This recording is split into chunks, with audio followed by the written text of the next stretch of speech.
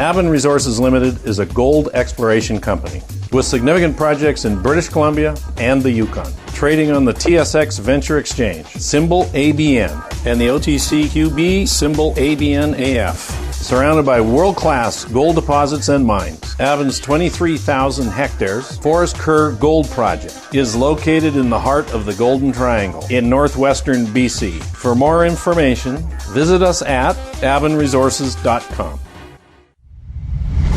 You're listening to HowStreet.com radio, available online at TalkDigitalNetwork.com. Welcome to HowStreet.com radio, the online source for market opinions. Here is Jim Goddard. My guest is Drew Zimmerman, Derivatives Portfolio Manager at PI Financial in Vancouver. His websites, pifinancial.com and polarfuturesgroup.com. Welcome back to the show, Drew. Thanks for having me on today, Jim. Drew, equity markets sold off the last few days but have bounced higher again today. Do you see a continued move higher in the equity markets? That is the billion or trillion or quadrillion dollar question that everybody's asking right now. I mean, the moves that we've seen in the equity markets, especially in the tech focused sectors or indices, have just been remarkable. The moves up over the past, even just the past several weeks, let alone several months, with the big names such as Apple and Tesla, splitting their stocks running incredibly higher. But then in the last couple of days, we've seen, some pretty strong reversals in those stock names. We've had, I think, Apple down just over 15% from the high trade to the low trade. I know Tesla was down a little bit more than 30% on that same basis from the high tick to the low tick. So some very aggressive selling after what's been a very, very strong run-up. And I think the thing to really focus on and keep in mind is, a lot of these names, even though they've had a sharp drop in the last couple of days, are still up fairly significantly on the year. The broad market is still higher on the year as well. So, it is relative. The one thing to remember when you're watching these just crazy moves higher in the equity markets, you don't very often see these moves, consolidate or correct by going sideways. So we do tend to see these higher volatility periods where after prices have risen dramatically, they tend to pull back dramatically. And the best metaphor for that I think really just suits so well is the pendulum. You get, maybe your fair price is in the middle of the pendulum, but as it gets dragged higher, it has to swing back the other way and probably gets oversold and then needs to come back to center to find out where the fair price is. So now that we've sold off for a couple of days, today's been a very strong day. Equity markets in general back up several percent. I think these next day or two are going to be very important for me to see where this move back in equity market gets to. If we fail to get back, say, even to the recent high, but even the highs of the last couple of days, which we're nearing, that tells us that the buyers coming back into the market don't have that same momentum that they had when we took stocks to all-time highs only last week. So if we bounce back and we start to fail or roll over, see prices move lower again into the end of this week or into next week, to me, that's going to signal a broader corrective top in this market, that we will have seen the run up to a high last week, a retracement to this level, didn't get back to any new highs, and now the buyers have started to run out of steam again, and we could see this market roll over. I still think that there is, a very high valuation put on the tech companies that have really brought this market up to this level. Yes, some of them will have good business models in a COVID world and a post-COVID world, but I still think there's more economic hurt that will come out of this COVID period that we've been in, especially in the United States now, where they're still struggling to get another stimulus package through government. it's likely maybe we won't see a stimulus package or we won't see a large stimulus package before going into the election in less than 2 months now. So that's going to be something the market, I think, could start to worry about in the next couple of months. And then it's going to be, we had a sharp drop in a lot of our economic indicators, a very sharp bounce that was the V-shaped recovery everyone's talking about. But we are seeing, outside of maybe housing, a lot of the economic data start to slow down, or the recovery starting to slow down. So a lot of the economic data hasn't gotten back to where we were pre-COVID. And if that retracement does start to slow down, again, I think that is the economic basis for this equity market to have a more sustained pullback. I'm not looking for a move back down to the lows of March, but something where we pull back to what would be maybe a more fair valuation given the economic circumstances. Given that you see that oil prices have pulled back more than oil itself, do you see an upside from here? Yeah, that's one of the things I'm watching closely. I think the energy space as a whole tends to be, a lot of the lifeblood of a strong economy. So to see oil prices, get above $40, we got $43.50 or so, but now falling back under $40 at $38 right now after being lower yesterday. And having oil prices all the way back to sort of the lows that we were in June, which would indicate, if the S&P was back at the June levels, we would see the S&P about 400 points lower than where it is right now. So I think the energy picture is showing us that the economy hasn't come all the way back to where we were pre-COVID. We still have a ton of energy product in storage. We have OPEC that came out with substantial production cuts. Those cuts are now getting scaled back. So as we run into this softer demand picture that we still face, OPEC is producing more on a monthly basis as those production cuts trail off like they were supposed to. So I think we're still faced with an economic picture that's being highlighted by oil that's showing that, yes, we definitely did bounce back from the worst case scenario, but we're still, nowhere back to where we were before. Now you have to ask some of the bigger questions. I think we've seen a lot of, not just changes, but structural shifts in how we work. If there's a lot more people constantly working from home, that's a lot less commuters on the road every day. So maybe there is a structural shift down in the demand in gasoline that we just need to get used to. And then again, maybe we need these lower prices to, again, take some of the production supply out of the energy market like we're seeing now. I mean, drill counts rig counts, that is, for oil at a 15-year low. So like any commodity, as you see, incredibly high commodity prices, I would say lumber is an example of what we've seen of that, where prices have risen dramatically. That will bring producers online, bring in new producers to produce as much of that product as you can. So when we see oil prices go as low as they did, and obviously the famous negative oil price number, but even to have low oil prices, and I would quantify that by, under $40, you're going to have just a lack of investment in oil companies. You see Exxon just getting at the boot from the Dow. No longer one of the big staple 30 companies in the United States. So you have less investment. That spurs less production going forward. And then again, when you have less supply and the same demand, prices can do better. So near term, I think we're still a little too far away from that. We've got a lot of product in storage. We still have a lot of production coming, especially from OPEC, bring production back online, still have high levels of production in the United States. So near term, I think we're going to see some more oil price downside, especially if the economy does sort of have this sort of stall out level that is below where we were in February. Then I think we're going to stay a little lower and quite possibly even, again with the pendulum, maybe even head back towards the low 30s in oil prices if we see this economic data stall out. Drew, you mentioned lumber. Do you have any eye on that? Any expectations on what could happen from a commodity that was in the 200s, almost tripling that? Yeah. Well, it did more than triple. Gosh, my math skills are deteriorating with age. Exactly. So, I mean, we trade different contract months on lumber. The September contract is the one about to roll off.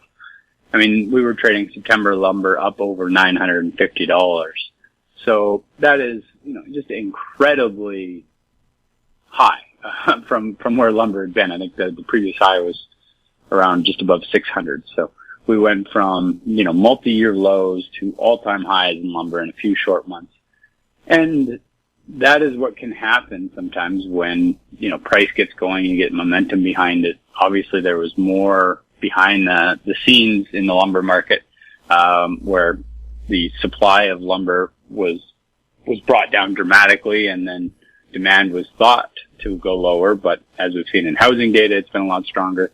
And then during a lot of the lockdowns, we had a lot of DIY projects in which lumber was used. So there was an actual jump in demand when there was thought there was going to be a fall in demand, and at the same time, supply dropped dramatically. So we had prices really move higher, but just like we're seeing, or maybe are seeing in some of the tech names, when you had prices really run up dramatically, they tend to overdo themselves. So now for the November lumber contract that we'll deliver in November, we've got lumber that's gone limit down for the last 5 days. So it's moved down $29 a day, and that's all the exchange will let it move on a given day. And it's dropped from over $800 to under $600 in the last, I want to say something like 7 or 8 trading days now. So it's been a very dramatic drop from what was incredibly lofty prices. And I think, again, that's going back to, when prices are surging higher, they quite often do not consolidate by going sideways. We see sharp reactions heading the other way. We'll have more with Drew Zimmerman right after this. Engineer Gold Mines is focused on the exploration and development of the historic high-grade Engineer Gold Mine situated 32 kilometers southwest of Atlin, British Columbia. Engineer Gold Mines is fully permitted for surface and underground exploration with the drill program now underway. Engineer Gold Mines Limited trades on the TSX Venture Exchange, symbol EAU. For more information, please visit us at engineergoldmines.com. Value from success, growth in discovery. Golden Arrow Resources is a well-funded gold-copper exploration company with proven management and prospective properties in Chile, Argentina, and Paraguay. Golden Arrow trades on the Toronto Venture Exchange, symbol GRG, on Frankfurt, symbol G6A, and the OTCQB, symbol GARWF. For more information, visit us at goldenarrowresources.com or call Sean at 778-686-0135. Welcome back. We're speaking with Drew Zimmerman. Drew, the Canadian dollar is just below the high levels it was at the start of the year. What do you see ahead for the Canuck buck? Yeah, the Canadian dollar over the last 2 months has been quite a bit stronger than I thought we would see. When we initially ran up to 75 cents at the beginning of June, I thought that would likely be sort of the high watermark that we made for post-COVID, again, with some of the issues that I was just highlighting with the oil market, thinking that oil prices could stay a little softer. But oil prices sort of generally ground higher. We saw a U.S. dollar get dramatically weaker. And also what I think has become very important to the Canadian dollar has just been a risk on and risk off mindset, where it seems the correlation of the Canadian dollar is more and more tied to the broad equity markets. If they're green on the day, we tend to see some strength in the Canadian dollar. If they're red on the day, we tend to see some more selling in the Canadian dollar. So with Canada getting back up to just under 77 cents, which really was the high watermark through most of 2019, I think that we are a little extended to the upside there. Again, I think that has to do with more the U.S. dollar picture, the U.S. dollar really weakening over the last several months, and also the fact that the risk-on trade, that the equity markets have carried on to new all-time highs with the S&P and the NASDAQ. So I do think like I think the equity markets are right now, we're a little extended to the upside. And again, something I'm highlighting with my clients right now, and again, it comes to the correlation of a risk on, risk off move. A lot of what we're trading right now is coming back to that sort of singular theme. So you really need to be cautious of which trades you have on, and that they're not all the same trade. If you're trading, the Canadian dollar or the US dollar or oil or the S&P, a lot of the times they're going to be moving in tandem. So you're really just replicating the same trade. So with that in mind, I do think the Canadian dollar is stretched at the 76 to 77 cent range. I think it is a sell in that level. It was only 5 months ago we were down at 68 cents. So it's been a very dramatic run up in the Canadian dollar.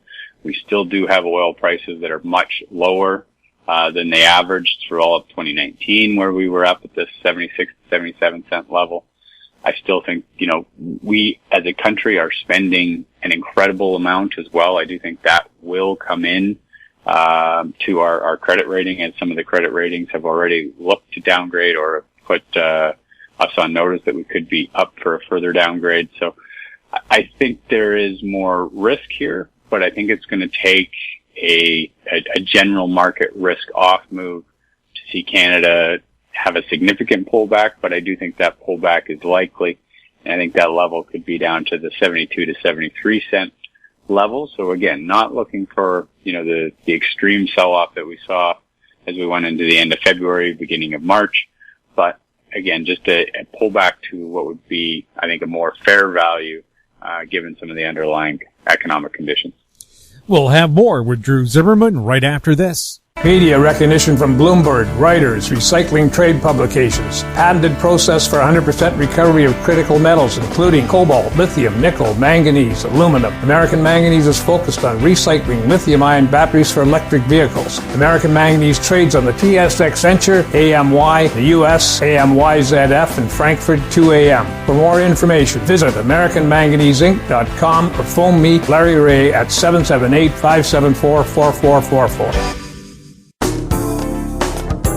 Don't miss out. Stay informed. Receive the HowStreet.com weekly recap with thought-provoking podcasts, radio, and articles delivered to your inbox. Sign up for the HowStreet.com weekly recap on our homepage at HowStreet.com.